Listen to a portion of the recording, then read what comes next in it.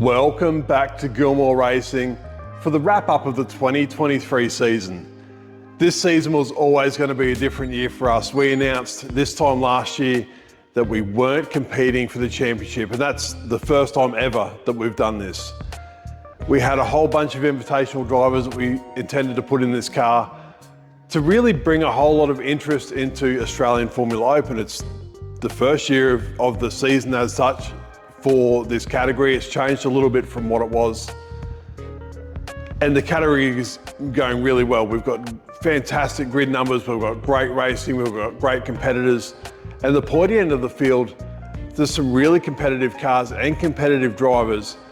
And on any given weekend, we don't know who's going to win. And that's really exciting, not only for the spectators, but for us. It really gives us a challenge. This time last year, we had 6 drivers confirmed for this car, 1 for every round of the year. We also had 2 full-time drivers confirmed that we're going to put in another car.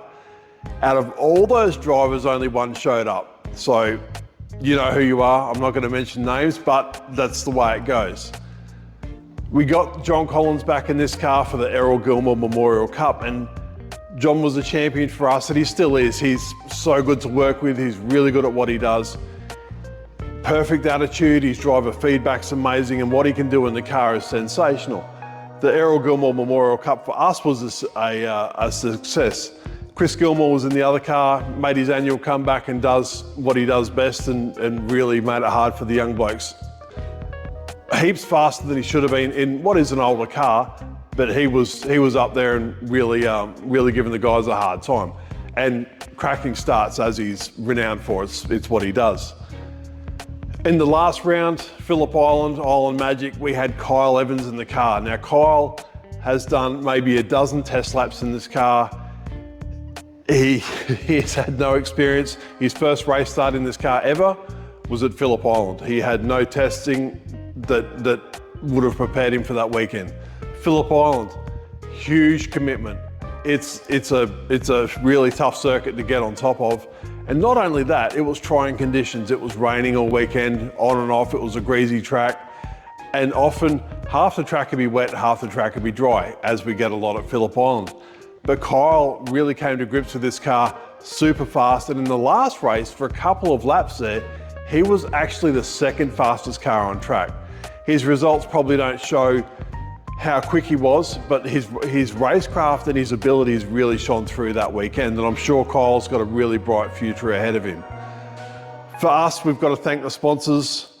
All Property Group put his money where his mouth is, as per usual, really helped us out this year. The PPF studio for making this car look sensational and different. We got a lot of comments during the year, not only at the racetracks, but also at charity events and some of the car shows we've taken the car to. My Race profile and My Race website's sensational. If you don't know about it, you need to check it out. This car needs to be prepped for 2024. We've pretty well locked in a driver for 24, and this thing's got to be mint. We've got a whole lot of maintenance to do. We had a big maintenance bill last year, but we had an engine explosion earlier in the year, which has really upset our maintenance cycle. The rear end of the car's got to come off. We've actually got to get on top of a lot of stuff that is now due kilometre-wise. So definitely stay tuned. Next coming months, we'll start the prep on this car. We'll keep the videos flowing, and hopefully next year will be a bit more fluent than this year was for us. And we can get this thing out there winning some trophies as it should be. But as always, thanks for your support.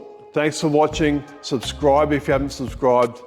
Stay tuned, and I'll see you on the next video.